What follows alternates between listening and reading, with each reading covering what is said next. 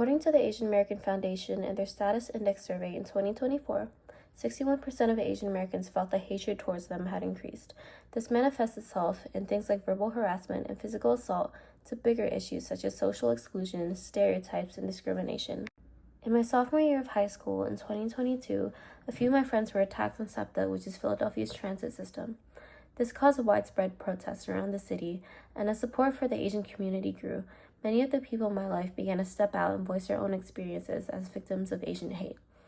When this incident happened, I began to question things I did not think about before. Why were Asians targeted? How does society view us? And historically, what prejudices and patterns led to different communities being pitted against each other? This movement in my sophomore year was and is personal to me, and it led me to question why society was the way it was. I wanted to discover these answers for myself, and that led me to intern for a nonprofit social justice organization in Philadelphia's Chinatown called Asian Americans United. My time here was spent serving the community by hearing their concerns and calling for change. For a year, I canvassed the streets of Chinatown to survey locals on their concerns, and in many cases, I interviewed community members and leaders to create projects that spread awareness of various issues and called for action. One significant project was a storytelling project where my team and I collaborated with workers from local media stations and community members to publish large posters of people's stories around Chinatown. I interviewed community members and leaders to get their stories of how they ended up here and what Chinatown means to them.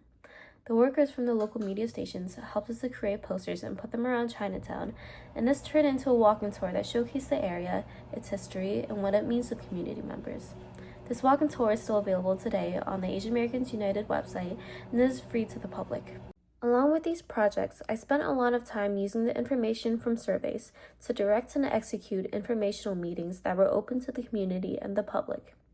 We wanted to spread awareness about the community's concerns and outline what actions can be taken to make an impact, and one significant project of ours was about the No Arena in Chinatown movement, in which Asian Americans United worked with community and other local organizations to fight against the development of a 76ers basketball arena just outside of our Chinatown.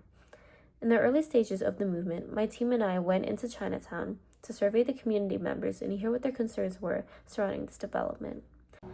We took this information and led meetings where we displayed the data of the community's members' concerns, along with how the projects can affect the area in things like raised property taxes, increased traffic congestion, and overall gentrification. This also included research we conducted that found how similar projects in the past have historically gentrified Chinatowns around the nation and either shrank them significantly or wiped them out completely. On social media, we advertised these info sessions and made sure to spread awareness about the information we found.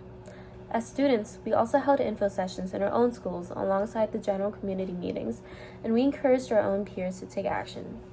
My work collecting data from the community and using it to create projects and info sessions, my love for data and statistics grew.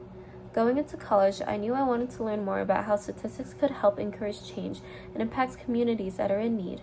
And in my work with local politics and community engagement, I found my passion for government, legislation, and law, and how it affected the people in our daily lives. As a statistics major with a minor in criminal justice, I want to pursue higher education in law and use my experiences to dive into local politics and government.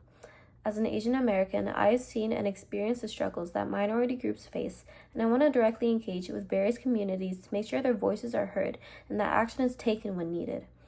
I am working towards earning a seat in local government to create change for minority communities, and I aim to start with education and experience. Thank you.